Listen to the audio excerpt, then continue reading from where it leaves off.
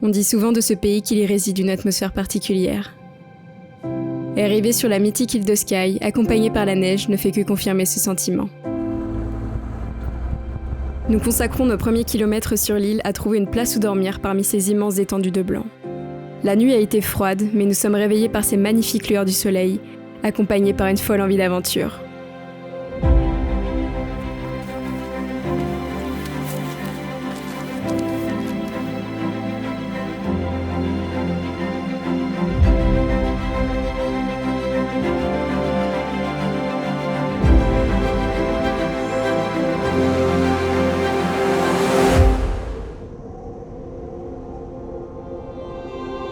On vient de terminer la randonnée de The Old Man of Storr, donc c'est une des randonnées les plus connues d'Écosse. Et on a eu de la chance parce qu'il y a eu de la neige récemment qui est tombée. Apparemment on est assez privilégié de le voir ainsi. On filme d'en bas parce que là-haut ça soufflait énormément.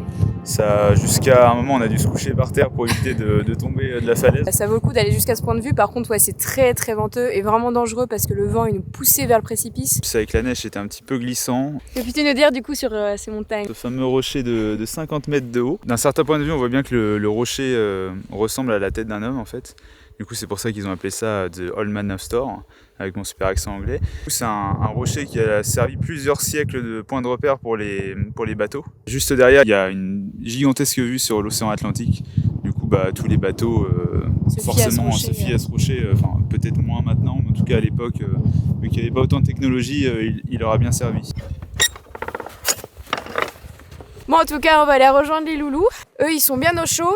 Ils ont pas mal aux pattes. Ils ont pas mal aux pattes parce que ouais mine de rien ça monte quand même au début. Hein. On est monté au bon moment en tout cas parce que je sais pas si vous pouvez voir mais là il y a des sacrés nuages qui arrivent sur la gauche là de l'Atlantique. Donc je pense que soit il va reneiger soit il va flotter. Alors on arrive et comme de par hasard il y a 3 corneilles mantelées.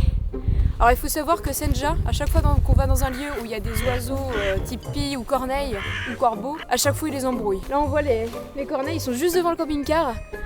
On peut être sûr qu'il est devant Senja, au niveau du pare-brise en train de les embrouiller. Mais c'est dingue d'être comme ça. Hein. Et à chaque fois du coup les pies elles se défendent. Ah bah tiens. C'est notre gardien, c'est le gardien du camping-car aussi. Au moins c'est pas ennuyé pendant notre absence. Oui.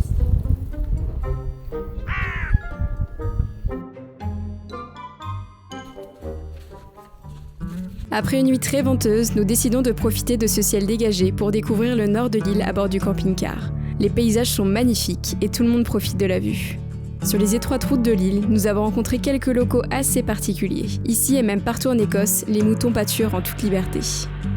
Une météo vraiment difficile pendant plusieurs jours nous aura poussé à quitter l'île de Skye et à continuer de visiter le nord-ouest du pays principalement par la route. Notre chemin nous emmènera jusqu'à ce spot magnifique. Aujourd'hui, nous sommes au Dunnet Head, l'endroit le plus au nord de l'Écosse. Enfin de l'Écosse continentale. Voilà, c'est ça. Ici, il y a 2-3 petites choses à faire. On va aller voir tout ça cet après-midi. Et comme d'habitude, on vous emmène avec nous.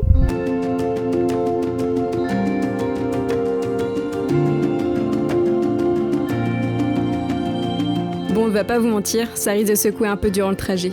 L'Écosse n'est pas réputée pour ses routes parfaites. Mais après tout, ne dit-on pas que les chemins difficiles mènent souvent à de belles destinations ?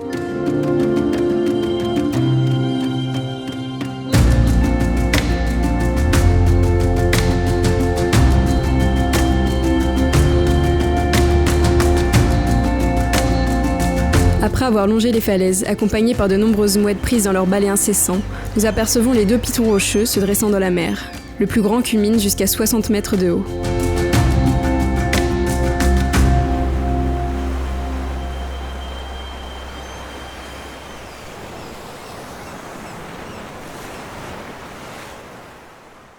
Ça fait maintenant quelques semaines qu'on est du côté est de l'Écosse. En fait, on attend désespérément qu'il y ait moins de rafales de vent sur la côte ouest, là où il y a l'île de Skye, il y a la NC500, etc. Mais là, ça fait plusieurs semaines que ça ne se calme pas, donc on en profite pour explorer le côté est où il y a moins de vent. On est un peu plus à l'abri. Donc là, on est arrivé dans le parc national de Cairngorm, car c'est là où il y avait le moins de vent et puis il y avait 2-3 trucs à voir. Notamment un monument qui est assez atypique.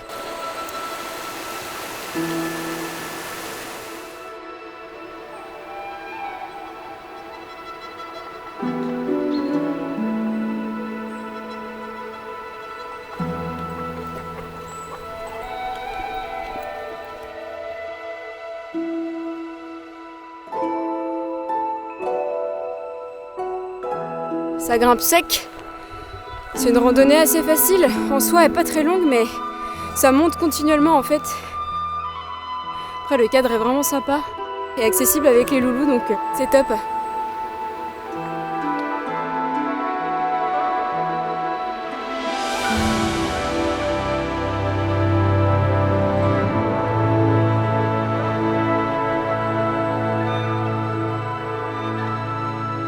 Bon ça y est, on est enfin arrivé au sommet. Vous n'avez pas une pyramide en Écosse, c'est la pyramide du prince Albert, en fait érigée par la reine Victoria pour célébrer leur amour en fait après son décès. Cette pyramide fait 10,6 mètres de haut, donc on est bien loin de ce qu'on peut retrouver en Égypte ou au Mexique, mais bon, on a une pyramide en Écosse donc on va pas se plaindre. On est à côté du château de Balmoral qui lui a été acheté par le prince Albert pour la reine Victoria, c'était un cadeau. Et c'est d'ailleurs pour ça qu'on n'a pas le droit de droner. C'est une zone du coup réglementée. Il n'a pas le droit de filmer le château, ce qui est normal. On n'a pas le droit d'espionner les nombreux terrains de golf qui sont juste à côté du château. Donc voilà, ça fait de bonnes idées pour la Saint-Valentin, tout ça. Donc moi je vais acheter un château à Camille et du coup elle va me faire une petite pyramide d'ici peu de temps. Bon, entre nous, j'attends toujours mon château. Allez, il nous reste encore plein de choses à découvrir en Écosse. Il semblerait d'ailleurs que la météo capricieuse laisse enfin place au soleil sur la côte ouest du pays. À ce stade de notre road trip, on ne s'attendait pas encore à toutes les belles choses qu'on allait encore vivre ici. Bon, aujourd'hui c'est une journée exceptionnelle puisqu'il fait hyper beau. Bon, il fait froid quand même, on reste au mois de février, mais c'est des conditions idéales parce qu'aujourd'hui on fait une route panoramique. C'est la A894 je crois. Ouais, juste à côté de l'NC500 sur la côte nord-ouest. Là on a une journée formidable, je pense qu'il n'y en a qu'une par mois des comme ça, donc on va essayer de faire pas mal de choses aujourd'hui. C'est ça. Là on a repéré une petite cascade là sur Google Maps, donc on va aller voir ce que ça donne, il y a l'air d'avoir une vue en plus. Le chemin officiel normalement emmène dans une sorte de canyon en fait et on rejoint la cascade comme ça. Et là c'est plus un point de vue en fait en hauteur, donc je pense qu'on devrait avoir une vue sympa sur la cascade et la vue derrière, donc on vous emmène voir ça.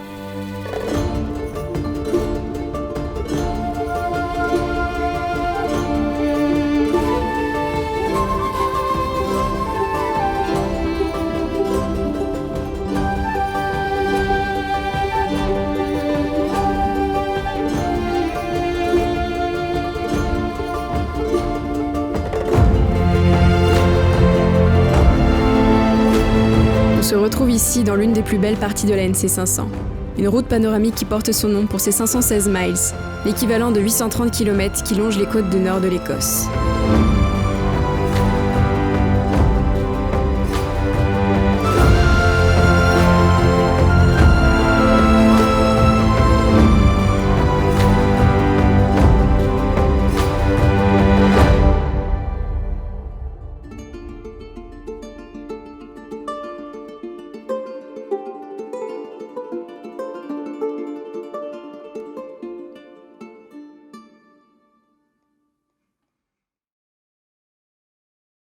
On est sur la NC500, donc c'est une route à deux voies, mais elle est assez étroite quand même. On roule à une vitesse de camping-carise, donc c'est-à-dire pas très vite, mais on fait ce qu'on peut. Et il y avait une camionnette derrière, elle a tenté de nous doubler, franchement, sans déconner. Sa remorque était à ça du rétro. Vraiment là, j'ai jamais autant paniqué que pour le camping-car. Ouais, en Écosse, il faut faire attention, il y a quand même pas mal de chauffards, surtout les routiers, hein. Souvent ils nous ont fait peur plusieurs fois. Bon, on va pas se laisser gâcher la journée par cette petite mésaventure. Là, on va rejoindre une randonnée qui s'appelle le Stag Polade, qu'on aurait dû faire il y a un moment, mais on avait été bloqué par la neige. Là, il n'y a plus du tout de neige, il n'y a pas beaucoup de vent. On espère pouvoir droner là-bas et voir cette magnifique vue qui est, selon moi, la plus belle vue d'Écosse.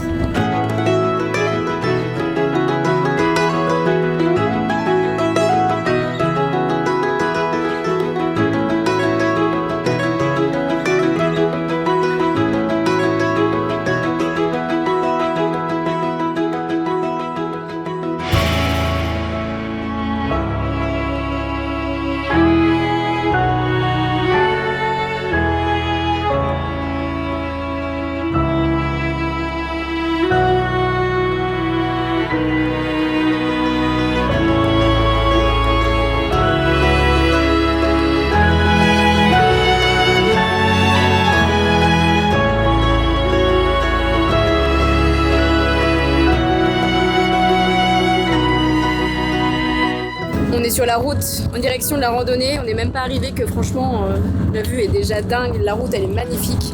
Bon, elle est un peu exiguë. Pas forcément en très bon état, donc faut faire très très attention au croisement. Mais franchement, les routes qui mènent au meilleur point de vue. c'est ça.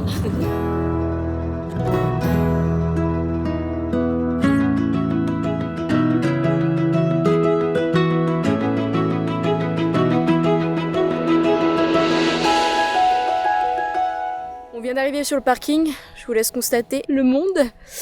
Je crois que vraiment on a pris la dernière place, c'était vraiment chaud. On a été obligé carrément de se mettre un peu dans un arbre, mais c'était le seul moyen pour avoir la place pour accéder au Stackpolade. Donc on va manger un bout parce qu'il est à peu près 13h, on n'a pas mangé un morceau depuis ce matin. Ça va permettre de désengorger un petit peu la randonnée, je pense que là il y a pas mal de monde du coup. Bon, les chaussures de rando sont mises, on a mangé un petit bout donc maintenant on est prêt. À cette période de l'année, on sait que le soleil descend très vite dans le ciel. Alors on n'a qu'une chose en tête, arriver au sommet de la montagne avant qu'il ne se couche. Le chemin monte continuellement, tandis que le paysage se dévoile au fur et à mesure derrière nous. Ça grimpe de plus en plus. On commence à fatiguer sous la chaleur du soleil et le rythme qu'on s'impose. Mais on ne peut pas s'empêcher de se retourner admirer les formes qui se dessinent aux lueurs du soleil.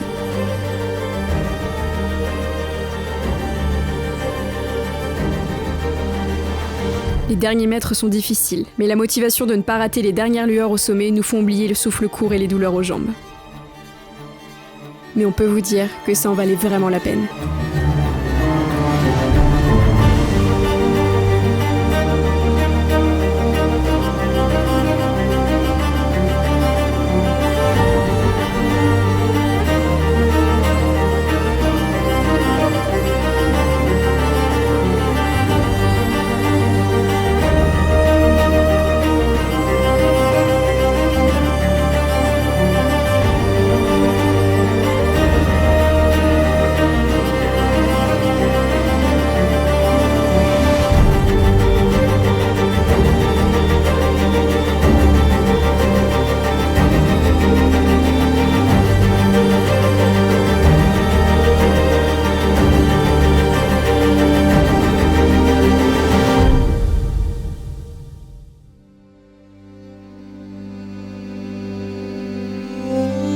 Tels des hobbits après leur quête, on prend le chemin du retour pour rentrer chez nous, fatigués mais satisfaits.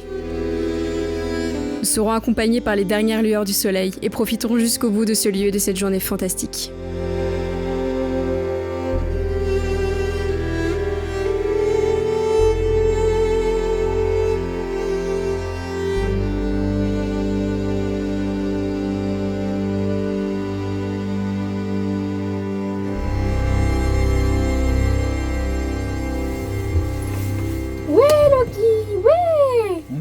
Quand t'as dit que c'était la plus belle vue d'Écosse, en fait, tu les connais pas. Non, c'est-à-dire que quand on vient en Écosse, c'est vraiment ce à quoi on s'attend. On va carrément au sommet d'une des montagnes les plus hauts du coin. C'est une rando très sportive, donc pas forcément adaptée à tout le monde. Faut être en minimum en forme quand même. Ça montrait le terrain hyper caillouteux, de la boue partout. Pourtant, il a pas beaucoup plu ces derniers jours. Du coup, si vous comptez faire le Stackpolade, vérifiez bien qu'il n'est pas trop plu les jours d'avant. Si vous venez l'hiver et qu'il y a de la neige, c'est pas la peine de le tenter. En tout cas, zéro regret, c'est notre top randonnée d'Écosse. On n'a pas fait toutes les randos d'Écosse. Non. Mais je pense qu'on prend pas trop de risques à dire que c'est une des meilleures, en tout cas, il faut la faire. On va essayer de retourner à l'île de Skye sous peu, si la météo le permet.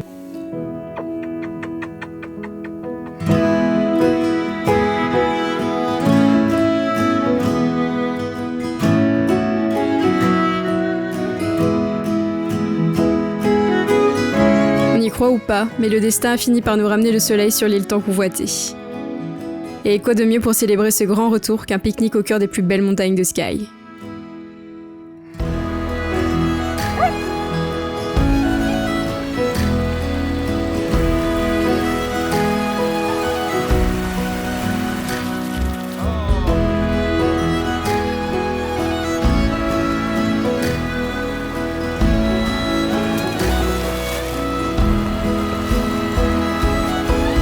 Explorer un pays, c'est aussi savourer des moments simples. La nature nous offre tant de possibilités pour passer du bon temps. Nous profitons donc de l'instant présent pour créer des souvenirs au bord de cette rivière.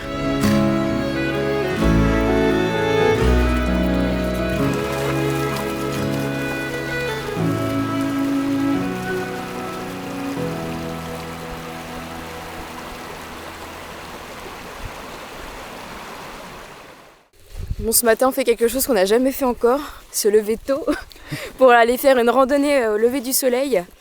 Ici, on est à Quirinh, donc c'est la deuxième rando la plus connue de l'île de Skye. Et en fait, on est déjà venu ici il y a quelques jours. On a alterné les averses, etc. Donc c'était pas dingue. Et en plus, la formation des montagnes ici fait que le matin, en fait, les couleurs sont bien meilleures. En fait, tout le soleil tape sur les montagnes et là, ça fait vraiment beau. Que l'après-midi, c'était assez terne, donc c'était pas terrible. Donc on s'est dit mince, en plus on n'a pas pu faire la randonnée, donc on a eu la chance d'avoir une belle météo et donc on s'est dit faut qu'on fasse absolument cette randonnée là. Donc on a décidé de se lever à 6h ce matin pour aller explorer tout ça. Alors là il y a deux chemins, si je comprends bien. Il y a deux chemins, alors soit on monte, soit on prend le chemin traditionnel à droite. On a vu les deux, alors on hésite parce qu'on a quand même envie d'avoir un beau panorama, mais d'un sens, là vu les conditions, ce matin il a gelé. Et c'est très très beau, il a beaucoup plu ces dernières semaines, donc là on hésite. Ouais, c'est complètement gelé, là les conditions vont être assez compliquées. On a juste des chaussures de rando, mais malgré ça, ça glisse bien quand même. Donc, beaucoup de rochers, beaucoup de rochers, donc on va voir. On a finalement décidé de ne pas prendre le chemin traditionnel et de tenter de prendre le chemin qui monte au point culminant de la montagne. Donc ça promet d'être sport.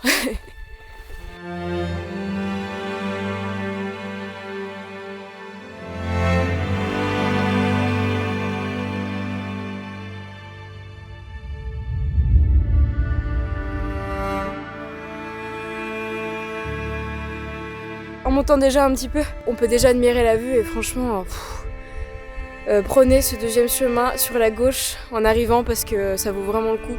C'est vraiment la photo de carte postale en fait qu'on s'imagine de Quirinh et franchement ouais, trop beau. Vraiment pas un regret d'être revenu et de s'être réveillé tôt pour voir ça.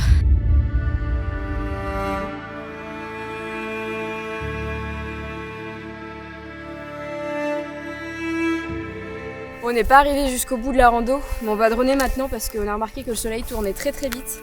Et en fait après ça fait des jeux d'ombre qui pourraient être plus ou moins jolis et là on trouve que c'est vraiment le plus beau. Donc on va le faire maintenant et vraiment on a hâte de voir la vue en drone.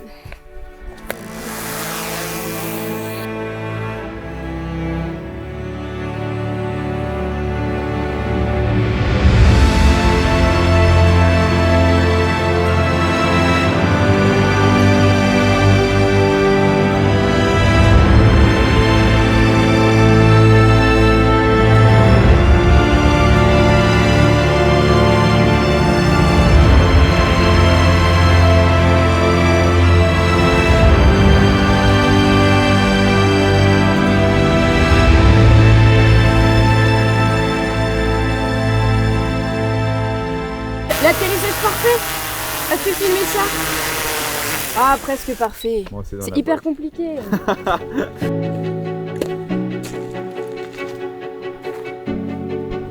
En vrai, Nico, je crois que ça va être la rando la plus belle qu'on ait fait d'Écosse.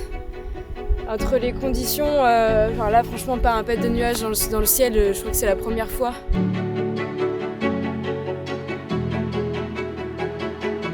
Au fond, on voit les montagnes de la NC 500, je pense. Franchement, c'est sublime.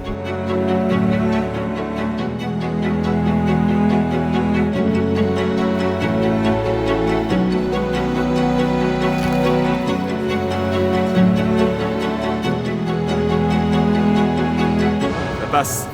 Bon, Quirinh, c'est validé. Bon, ça y est, on est enfin arrivé au sommet. Claque visuelle, vraiment. J'espère que sur les plans, on se rendra compte à quel point c'est sublime. On est au sommet et il n'y a pas un brin de vent. Ouais, ça c'est... J'ai chaud en fait, là. Vraiment, je sens la chaleur du soleil. Je crois que là, il faut le dire parce que Non, c'est un truc de fou parce qu'il y a quelques jours, on était venu à Kooireng. On a été à un point de vue en bas et franchement, on avait un vent de malade en plus. Et on s'est dit, mince, si on va au sommet, j'espère que ça ira et tout. Moi, je pense qu'on va pouvoir pique-niquer tout Ouais, en haut. je sais pas quelle heure il doit être 9h. On va manger nos sandwichs au camembert à 9h du matin en haut de Kooireng. Voilà, c'est des matins comme ça. On va voir les plus trempés, mais tant pis. Ça va rafraîchir.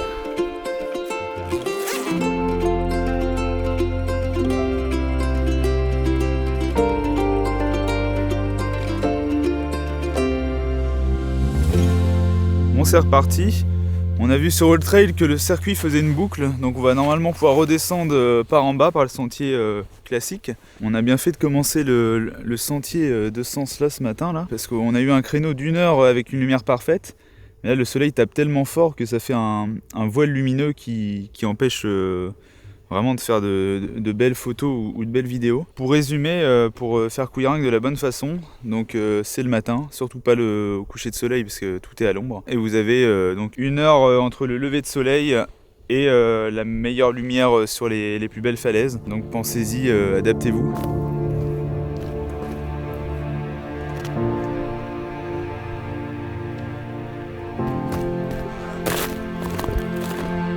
C'est sur ces conseils que nous entamons le sentier du retour, persuadés que nous laissons derrière nous les plus beaux souvenirs que nous aurons de ce lieu incroyable.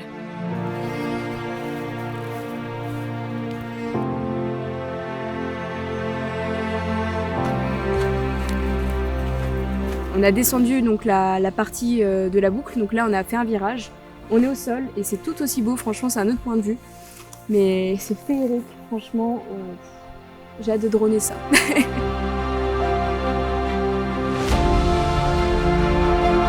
On se retrouve à marcher sur des formations géologiques qui sont le résultat d'un énorme glissement de terrain qui a eu lieu sur des terres volcaniques vieilles de 60 millions d'années. Si les dragons existaient, on les imaginerait bien vivre ici.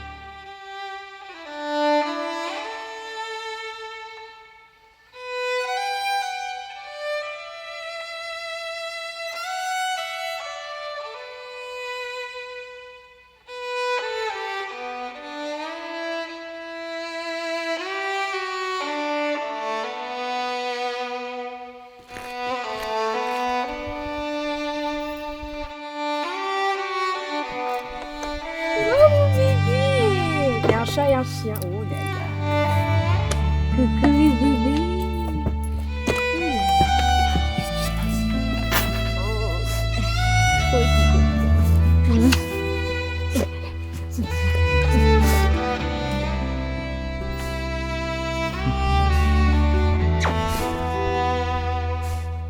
On reprend la route. On va enfin quitter Sky. Ça y est.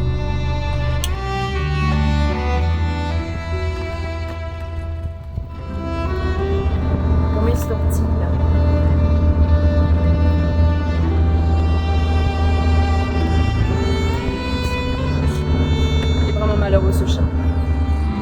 Il a envie de nous escorter. Bon, mon pépère, pas qu'on t'aime pas, mais on a beaucoup de route encore nous. Allez, non, ça va être bon là, je pense.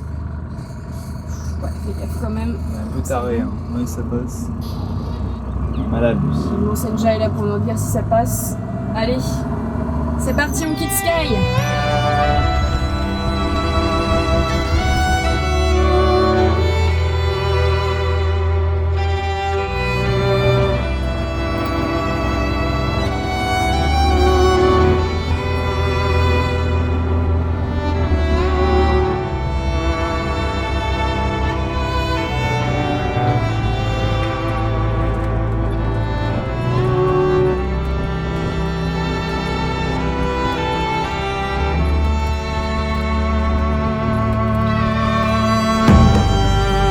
C'est ici que nos aventures écossaises s'achèvent. L'Écosse est un véritable coup de cœur.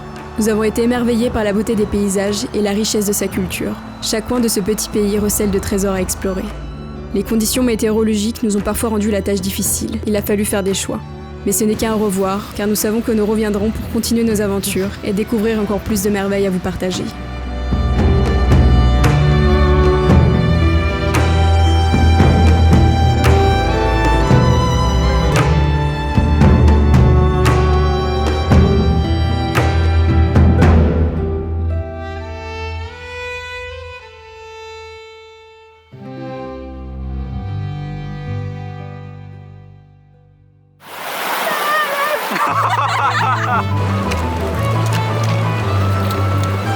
Camembert, jambon, à mayonnaise.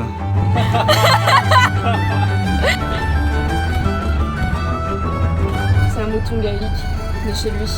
Pour ceux qui aiment le Seigneur des Anneaux, on se croirait vraiment au Mordor. Bon, en réalité, j'ai plutôt m'attelé à chercher des fleurs sur la route parce que bon, j'ai pas le même budget que le prince Albert. Non.